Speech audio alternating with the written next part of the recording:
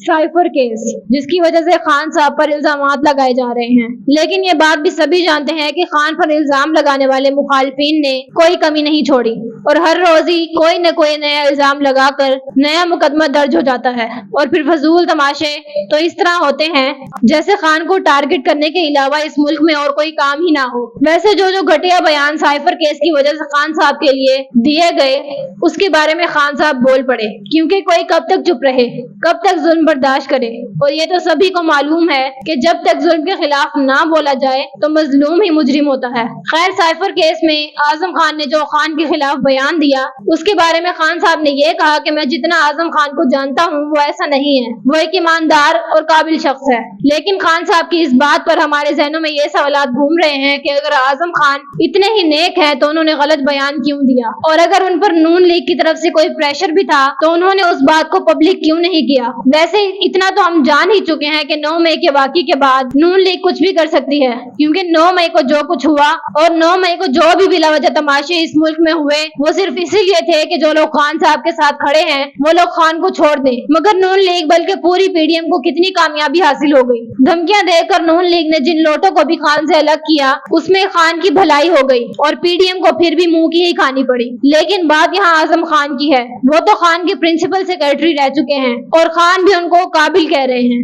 फिर उनकी ऐसी भी क्या मजबूरी थी जिसको वो ना ही पब्लिक कर सकते थे और ना ही एक्शन ले सकते थे। आखिर हर मुश्किल का हल तो होता है, लेकिन आजम खान तो दूसरों की तरह वही भीगी बिल्ली बन गए जिसको अगर किसी और जगह से अच्छा खाना मिल जाए तो वो अपने मालिक को भूल जाती है। लेकिन खान साहब ने आजम खान के बारे में ये भी कहा कि जब तक मैं ये झूठे बयान आजम खान के मुंह से नहीं सुन लेता मैं यकीन नहीं करूंगा, क्योंकि वो बयान हकीकत नहीं बल्कि जबरदस्ती दिलवाए गए हैं। खान साहब के इस फैसले को हम सर आंखों पर रखते हैं, लेकिन अवाम के दिल में जो तरह तरह के सवालात हैं वो खत्म नहीं हो सकते, क्योंकि आजम खान ने कोई प्रेस कॉन्फ्रेंस नहीं की जिससे अवाम शक करने पर मजबूर है कि आजम खान नून लीग के साथ मिले हुए हैं। और ये सब चालें नून लीग इसलिए चल रही है क्योंकि खान साहब किसी भी तरह इन लोटों से नहीं घबरा रहे, और ये सब करके पीडीएम ने अपने पैरों पर खुद ही कुल्हाड़ी मारी है, क्योंकि पीडीएम को खान के आउट ना होने से ये डर है कि अगर खान इलेक्शंस में खड़ा हो गया तो हमारा क्या होगा। तो जरा इसी पर बात कर लेते हैं कि अगर नून लीग और पीडीएम को खान के जीतने का इतना ही डर है तो ये लोग खान से दो टोक बात क्यों नहीं कर लेते।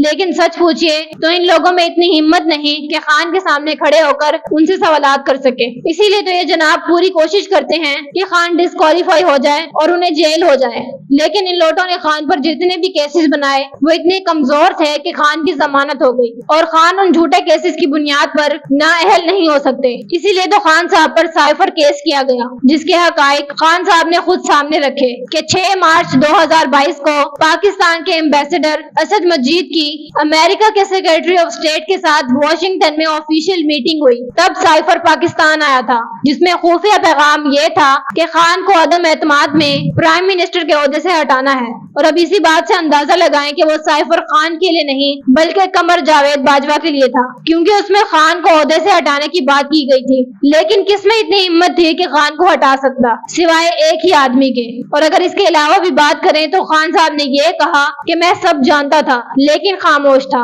और ये सब लोग साइफर के हवाले से मीटिंग्स कर रहे थे जिसमें नून लीग और कमर जावेद बाजवा शामिल थे। लेकिन ये बात करते हुए खान साहब ने ये भी कहा कि मैं पूरी फौज को गलत नहीं कह रहा, क्योंकि इसमें पूरी फौज का कसूर है ही नहीं। कसूर है तो सिर्फ उनका जो अपने मफाद की खातिर न जाने किस किस तरीके से किस किस के साथ खेल रहे थे। वैसे यकीन जानिए तो ये लोटे अभी भी अपने मफाद के लिए सबको अपनी घटिया साजिशों का निशाना बना रहे हैं, बल्कि अभी भी खान साहब को आउट करने के लिए चाहे पीपल्स पार्टी हो या पीडीएम, ये सब आपस में मिलकर और अलग अलग तरीकों से भी खान को आउट करने की कोशिश में है कि खान इलेक्शंस में हिस्सा ना ले। लेकिन खान को अब इक़्तिदार में आने से कोई नहीं रोक सकता, क्योंकि जो लोग भी खान के खिलाफ हैं उससे ज्यादा आवाम खान को सपोर्ट कर रही है और खान के साथ उनकी आवाम है, और खान के लिए यही काफी है। क्योंकि किसी काम में कामयाबी हासिल करने के लिए मुश्किलात तो बहुत आती हैं, लेकिन जब इरादा और यकीन पक्का हो तो जीत भी यकीनी होती है।